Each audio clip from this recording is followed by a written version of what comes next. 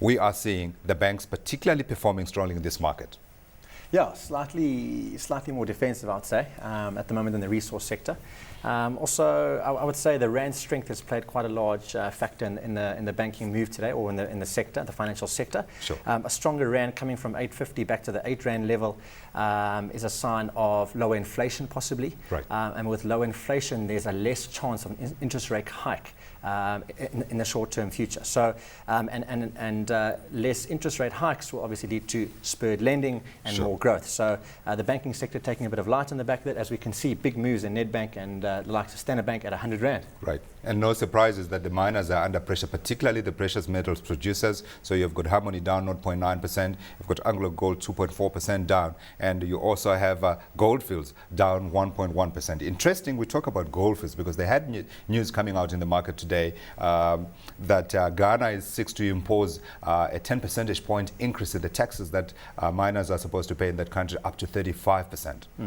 Yeah, it's going from 25% to 35% on the entire mining sector in Ghana, quite correct. Yeah. CEO Nick Holland of Goldfields, he actually said today that they're looking to possibly halt all operations in Ghana to reassess the situation and logistically just find out how they're going to take that whole business going forward. They've invested about 18 billion rand in that in Ghana, and it's quite a big, I think that's quite a big increase in the taxes for about 10%, as you said. Ghana does contribute to 20% of Goldfields' total output, so it's quite a So they will take a hit deal if this happens. I think so, but I don't think it reflected in the share price today. As we can see, it was only down 1%, in line with the rest of the gold miners, and I do think there was more on a weaker gold price and a stronger rand. Than the news coming out of Ghana. Well, I don't think it actually influenced Goldfields, that news influenced Goldfields at all, really, on the day. Right. Okay. Let's talk about another company that is news on the day, and that's Naspers. Reuters quoting sources saying that its 10-cent unit out in China, they are looking to come to the market with a $500 to $1 billion bond that they are going to raise. And they're saying it's for liquidity. Not much else is being given away at this stage of the game. But in your book, is that positive given the environment that we are in, and that they are feeling confident enough to come to market at a very uncertain time?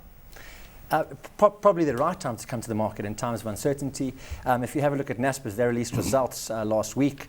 Not the greatest set of results in terms of previous results that they came out. They still had growth, but it was their weakest growth in the past 4 reporting periods. And Naspers actually said that they're going to try and focus on organic growth as opposed to acquisitions at the moment. Right. Now, they own 30% of Tencent. So now it's quite interesting to see that Naspers saying they're going to focus on organic growth and not acquisitions. And they're raising capital. Well, it's not really them directly. It's one of their big shareholding stakes in Tencent. So now Tencent is going to be raising capital. So without the acquisitions of Naspers going out to find new businesses, they might find new businesses through their other vehicle, which is Tencent. So quite interesting. I think it's good to be raising capital in this sort of market. Maybe they can pick up some businesses at discount prices. Absolutely. Now, another deal maker today was Spur. They are announcing, these are the serial deal makers essentially, they are announcing 30 million rand. They're splashing out on Dirego. Positive in your book? Diregos, I actually don't even know Diregos. Wouldn't know if it's fish or chicken or meat. You did go in now and find out and see if you need to buy them. If I tasted it and it was good, I'll tell you it was a good transaction. But look, for me, Spur, if you have a look at a chart, technically it's been sideways for the past 3-4 years.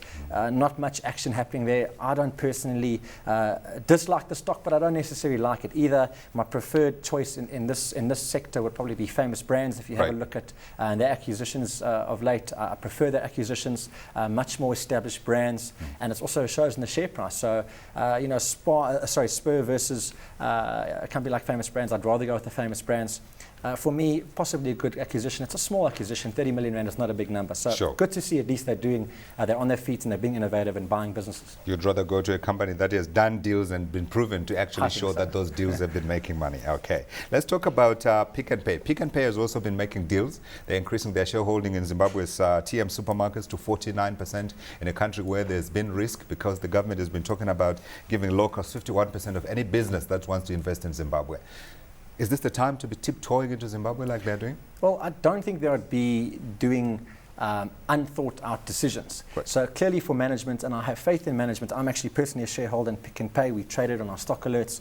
I like Pick n Pay. They also had results that were dismal a couple of weeks ago, and the share price was as low as 35 Rand. It's now ticked up to about 44 Rand, so a huge move in Pick n Pay. All the bad news is out. I think the business is good, and to make an acquisition like this in Zim, again going back to 10 cent, it's probably the right time in the current climate globally to be doing acquisitions. And they already had 25%, increase it to 49. It's another own about half of that TM Supermarkets. Again, I like growth in companies in this sort of environment. But I suppose also they have to be buying into a year where there's it may likely be that they are unable to find any kind of strong growth, because we know that there is political uncertainty in Zimbabwe, and the suggestion that we may well see elections coming in next year, and therefore a period of uncertainty, violence, and that kind of thing. So we might have to hold this one for a while before we start seeing the results. Correct, or possibly change. I mean, going into elections, along with all the uncertainty and volatility in Zimbabwe. You have faith. I've got faith. I'm a bull. Well, I'm a bull as far as news comes out. We like to follow it as it comes out. But I think everything has to turn, just like the construction sector. At some stage the construction shares become a buy.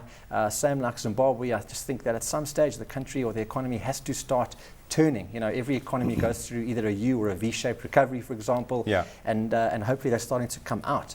So maybe again, going back to Pick n Pay and management, maybe it was a wise decision to start buying and making acquisitions and increasing stakes in the like of TM Supermarkets at this time. I'm predicting a double W recovery picture coming out of Zimbabwe.